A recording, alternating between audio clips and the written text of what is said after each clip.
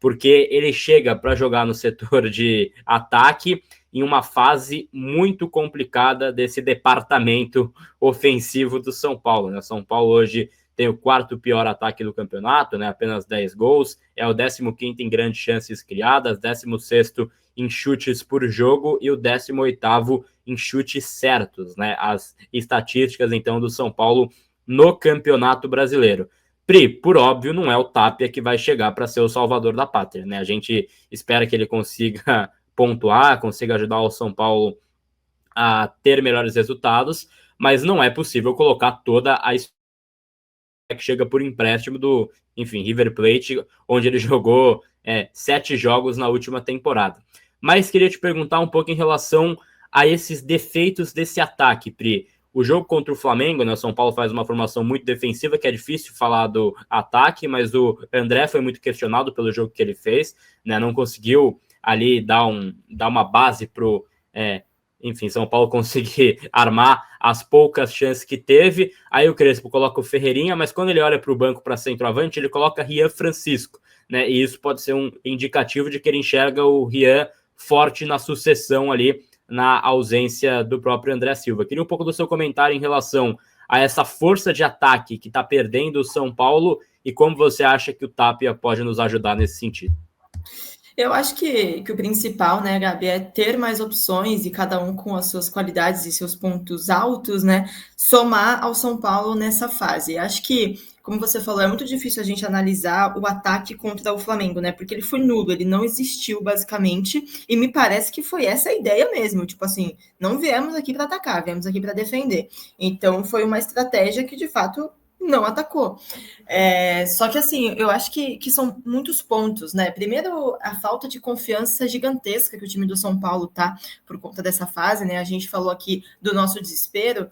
Obviamente, internamente, não tem ninguém feliz também. Uma fase dessa queima a história de todo mundo, ainda mais esse elenco que tem um monte de gente aí que foi campeã da Copa do Brasil, entrou para a história e pode manchar a história para sempre, né? Então, assim, o clima também não fica legal, a confiança vai lá para baixo, o futebol ele é muito sobre confiança, é muito sobre você ter o controle ali da sua perna, da decisão que você vai tomar. Eu sempre defendi muito isso. Então, eu acho que vai muito dessa fase, né? Existe muita responsabilidade em cima dessa galera que está no ataque, né?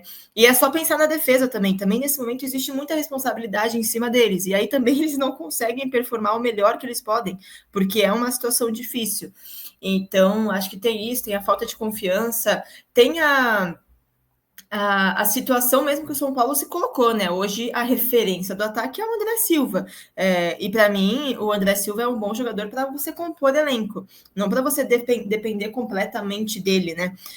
O esquema do São Paulo também, eu acho que essa fase ruim ela vem muito do esquema que o São Paulo jogava com o Zubeldia, porque não favorecia justamente o centroavante, né? Então a gente tem que observar nos próximos jogos que o Crespo escolher uma formação mais ofensiva, qual que vai ser essa formação? Vai funcionar? Vai parar de anular completamente o Caleri, o André, o Rian? Quem é que jogue ali?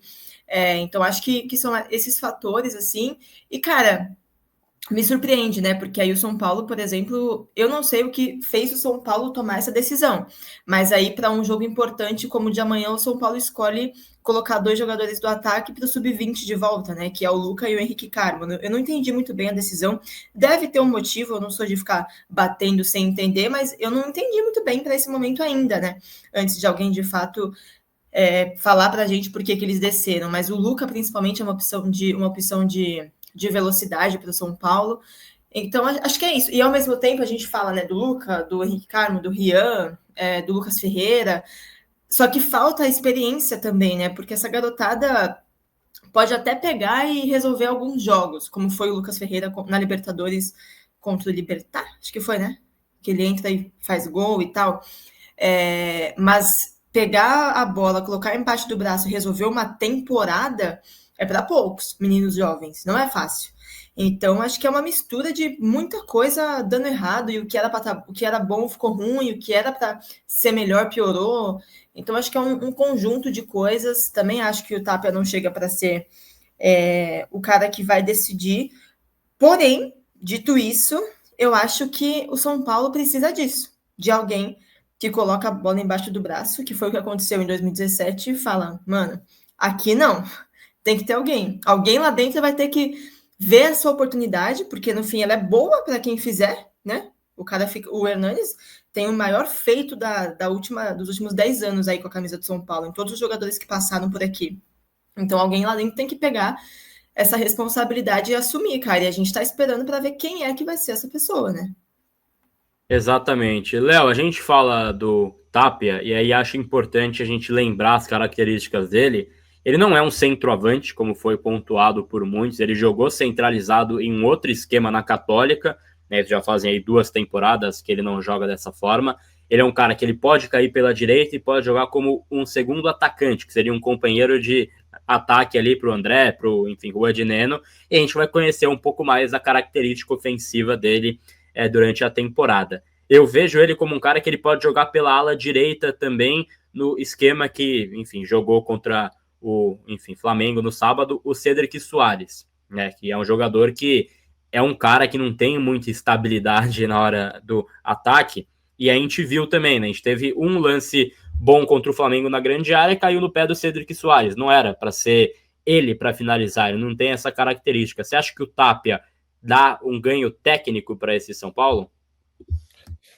Eu acho que assim, a gente tem que analisar o Tapia primeiro de um modo geral, como que ele vai jogar no São Paulo, porque no River ele jogou muito pouco, são 7 jogos, né? Ele tem pouco menos de 300 minutos com a camisa do River Plate, e de fato é um jogador que chega no escuro. Eu acho que a gente não, de fato, não consegue decifrar. Ele foi bem na Católica, né? Foi até o clube que o revelou e tudo mais. Ele tem 124 jogos na carreira, ao todo como profissional, né? Com 22 gols e acho que 9 assistências.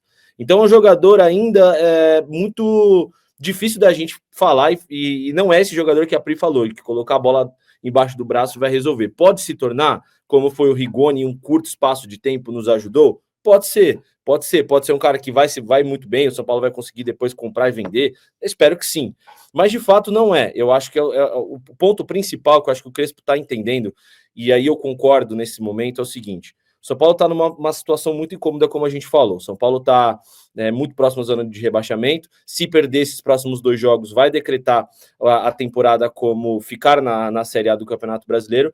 E nesse momento é muito ruim para um jogador jovem em ascensão, porque não tem espaço para erro, não tem espaço para para uma decisão errada, e você precisa, querendo ou não querendo, de jogadores mais cascudos, com mais rodagem. O Tapia não é tão experiente assim, é um jogador ainda jovem, tem 23 anos de idade, mas já está um bom tempo aí jogando no futebol profissional, né? São mais de 100 jogos. Então acho que isso traz uma bagagem interessante em relação ao Luca, por exemplo, o Henrique Carmo, que tem poucos minutos no time profissional. Inclusive, eu acho que o Henrique e o Luca desceram, porque o São Paulo faltam 2 jogos para acabar o Brasileiro no Sub-20, e o São Paulo tem uma pequena chance de se classificar, precisa ganhar os próximos 2 jogos. Como teve a volta do Ferreirinha agora, acho que foi para mais dar uma reforçada no Sub-20. Espero que seja, porque eu gosto muito dos dois.